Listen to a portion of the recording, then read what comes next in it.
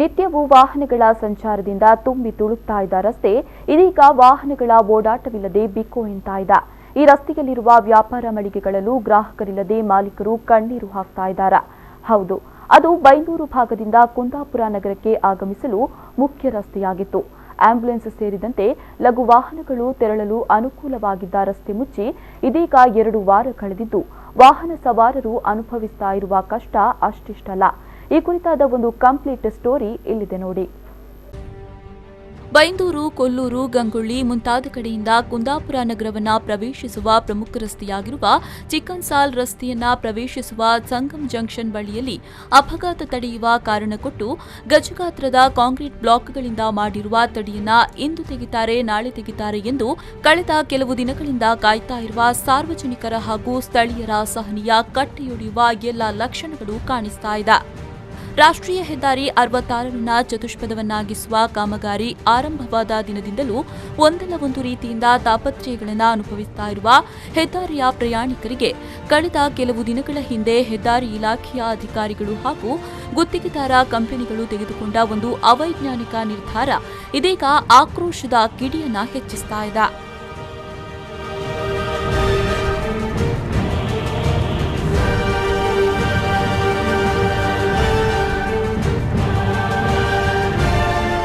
ಕುಂದಾಪುರ ನಗರ ಪ್ರವೇಶಕ್ಕಾಗಿ ಇರುವ ಮೊದಲ ದಾರಿಯಾದ ಚಿಕ್ಕನ್ಸಾಲ್ ರಸ್ತೆಯನ್ನ ಮುಚ್ಚಿರುವುದರಿಂದ ಉಂಟಾಗಿರುವ ಸಮಸ್ಯೆಗಳ ಕುರಿತು ಚಿಂತನೆಯನ್ನ ನಡೆಸದೆ ಹೆದ್ದಾರಿ ಕಾಮಗಾರಿ ಕಂಪನಿಯಾದ ಐಆರ್ಬಿ ಅಧಿಕಾರಿಗಳು ಮೌನಕ್ಕೆ ಶರಣಾಗಿದ್ದಾರೆ. 2 ದಿನಗಳಲ್ಲಿ ರಸ್ತೆ ಸಂಚಾರಕ್ಕೆ ಅನುವು ಮಾಡಿಕೊಡದಿದ್ದಲ್ಲಿ ಶುಕ್ರವಾರ ಪ್ರತಿಭಟನೆಯನ್ನ ಮಾಡ್ತೇವೆ ಎಂಬ ಎಚ್ಚರಿಕೆಯೂ ಕೇಳಿಬಂದಿದೆ. ಮೊನ್ನೆ ಡಿಎಸ್ಪಿ ಹೇಳಿದ್ದಾರೆ, ಮೊನ್ನೆ ನಾವು ಇದನ್ನ ತೆರವು ಮಾಡ್ತೀವಿ, ನಿನ್ನೆ ಗಡುವು ಕೊಟ್ಟಿದ್ದಾರೆ, ಅದನ್ನು ತೆರವು ಮಾಡಲಿಲ್ಲ.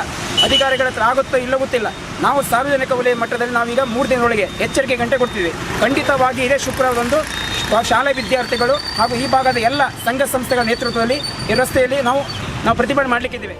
ಸಂಗಮ್ ಜಂಕ್ಷನ್ಗೆ ಇರುವ ಪ್ರಾಮುಖ್ಯತೆಯ ಬಗ್ಗೆ ವೈಜ್ಞಾನಿಕ ಅಧ್ಯಯನವನ್ನ ನಡೆಸದೆ ಸ್ಥಳೀಯರ ಅಭಿಪ್ರಾಯವನ್ನ ಕೂಡ ಪಡೆಯದೆ ರಾತ್ರಿ ಬೆಳಗಾಗುವುದರ ಒಳಗೆ ರಸ್ತೆ ಪ್ರವೇಶವನ್ನೇ ಬಂದ್ ಮಾಡಿದ್ದಾರೆ. ಸದ್ಯ ಚಿಕ್ಕನ್ಸಾಲ್ ರಸ್ತೆಯಿಂದ ಹೆದ್ದಾರಿ ಪ್ರವೇಶ ಮಾಡುವವರು ಹಾಗೂ ಹೆದ್ದಾರಿ ಆನಗಳ್ಳಿ ರಸ್ತೆಯಿಂದ ಚಿಕ್ಕನ್ಸಾಲ್ ರಸ್ತೆಯನ್ನ ಪ್ರವೇಶಿಸುವವರು ಕಿಲೋಮೀಟರ್ ದೂರದ ಮಾರ್ಕೆಟ್ ಯಾರ್ಡ್ ಬಳಿಯಲ್ಲಿ ಸುತ್ತಿ ಬರಬೇಕಾಗಿದೆ.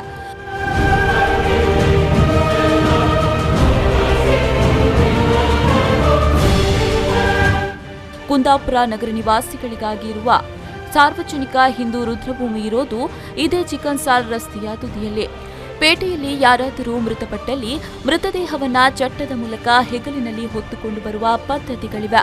ಈ ರೀತಿ ಹೆಣವನ್ನ ಹೊತ್ತುಕೊಂಡವರು ರಸ್ತೆಯಲ್ಲಿ ಸುತ್ತಿ ಹೆದ್ದಾರಿಯನ್ನ ದಾಟಬೇಕಾಗಿದೆ. ಪೇಟೆಯಲ್ಲಿ ಇರುವ ಸಾರ್ವಜನಿಕ ಸರ್ಕಾರಿ ಆಸ್ಪತ್ರೆ ಹಾಗೂ ಹಲವು ಸೂಪರ್ ಸ್ಪೆಷಾಲಿಟಿ ಆಸ್ಪತ್ರೆಗಳಿಗೆ ಬೈಂದೂರು, ಕೊಲ್ಲೂರು, ಉತ್ತರ ಕನ್ನಡ ಭಾಗದಿಂದ ಬರುವ ಆಂಬ್ಯುಲೆನ್ಸ್ಗಳಿಗೂ ಚಿಕ್ಕನ್ಸಾಲ್ ರಸ್ತೆಗೆ ಹತ್ತಿರದ ದಾರಿ. ಇದೀಗ ಈ ದಾರಿ ಬಂದ್ ಆಗಿರುವುದರಿಂದ ಸುತ್ತು ಬಳಸಿ ವಾಹನ ದಟ್ಟಣೆಯ ನಡುವೆ ನಗರ ಪ್ರವೇಶಿಸುವ ಅನಿವಾರ್ಯತೆ ಇದೆ. ಇಡೀ ಸಿಟಿಗೆ 2 ಎಂಟ್ರಿ ಇರುತ್ತೆ. ಒಂದು ಸರ್ಕಲ್, ಹಳ್ಳಿಯಿಂದ ಬರೋ ಜನರಿಗೆ 2 ಎಂಟ್ರಿ ಇರುತ್ತೆ. ಸರ್ಕಲಿಂದ ಫಸ್ಟ್ ಎಂಟ್ರಿ, ಈಚೆ ಬೈಂದೂರು ಕಡೆಯಿಂದ ಬರುವವರಿಗೆ ಇಲ್ಲಿ ಚಿಕ್ಕನ್ಸಾಲ್ ಎಂಟ್ರಿ. ಚಿಕ್ಕನ್ಸಾಲ್ ಆಲ್ಮೋಸ್ಟ್ ಬಂದಾಗಿದೆ. ಯಾವ ಜನ ಹೋಗ್ತಾ ಇಲ್ಲ, ತುಂಬ ಕಷ್ಟ ಆಗ್ತಾ ಇದೆ. ಎಷ್ಟು ಬೆಳಿಗ್ಗೆ 10 ದಿವಸ ಟೈಮ್ ತಗೊಂಡಿದೆ, ಇನ್ನೂ ಇದು ಮಾಡಲಿಲ್ಲ. ಇದು ವಾಪಸ್ ಇದೇ ರೀತಿ ಇವರು ಇನ್ನೇ ಕಂಟಿನ್ಯೂ ಮಾಡ್ತಾ ಇದ್ದಾರೆ. ರೀಸನ್ನೇ ಹೇಳ್ತಾ ಇದ್ದಾರೆ. ತುರ್ತು ಸಂದರ್ಭದಲ್ಲಿ ಕ್ಷಿಪ್ರವಾಗಿ ಆಸ್ಪತ್ರೆಗೆ ಸೇರಬೇಕಾದ ರೋಗಿಗಳಿಗಾಗುವ ತೊಂದರೆಯ ಬಗ್ಗೆ ಯಾರೂ ತಲೆ ಕೆಡಿಸಿಕೊಂಡಿಲ್ಲ ಎನ್ನುವ ನೋವು ಸ್ಥಳೀಯರಲ್ಲಿದೆ. ಇನ್ನು ಚಿಕ್ಕನ್ಸಾಲ್ ರಸ್ತೆ ಬಂದ್ ಮಾಡಿದ್ರಿಂದ ವಾಹನ ಸವಾರರಿಗೆ ಮಾತ್ರವಲ್ಲದೆ ಅಂಗಡಿ ಮಾಲೀಕರು ಅಪಾರ ನಷ್ಟವನ್ನ ಅನುಭವಿಸುವಂತಾಗಿದೆ. ಚಿಕ್ಕನ್ಸಾಲ್ ರಸ್ತೆಯಲ್ಲಿ ಪ್ರಮುಖ ವಾಣಿಜ್ಯ ಮಳಿಗೆಗಳಿದ್ದು ರಸ್ತೆ ಬಂದ್ ಮಾಡಿದ ಬಳಿಕ ವಾಹನ ಸಂಚಾರ, ಜನರ ಓಡಾಟಗಳಿಲ್ಲದೆ ಲಕ್ಷಗಟ್ಟಲೆ ಬಂಡವಾಳ ಸುರಿದು ವ್ಯಾಪಾರ ನಡೆಸ್ತಾ ಇರುವ ಅಂಗಡಿ ಮಾಲೀಕರು ನಷ್ಟ ಅನುಭವಿಸುವಂತಾಗಿದೆ.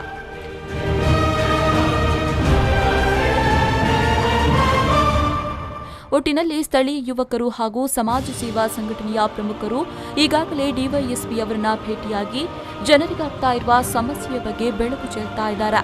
ಅಪಘಾತ ಹೆಚ್ಚಳವಾಗುವುದನ್ನು ನಿಯಂತ್ರಿಸಲು ವೈಜ್ಞಾನಿಕ ಚಿಂತನೆಗಳನ್ನು ನಡೆಸಿ ಪರ್ಯಾಯ ಆಲೋಚನೆಗಳನ್ನು ಕೂಡ ಮಾಡದೆ ಏಕಾಏಕಿ ರಸ್ತೆಯ ಪ್ರವೇಶವನ್ನ ಬಂದ್ ಮಾಡಿರುವುದು ಎಷ್ಟರ ಮಟ್ಟಿಗೆ ಸರಿ ಎನ್ನುವ ಪ್ರಶ್ನೆಗಳು ಇದೀಗ ವ್ಯಾಪಕವಾಗಿ ಸದ್ದು ಮಾಡ್ತಾ ಇದೆ.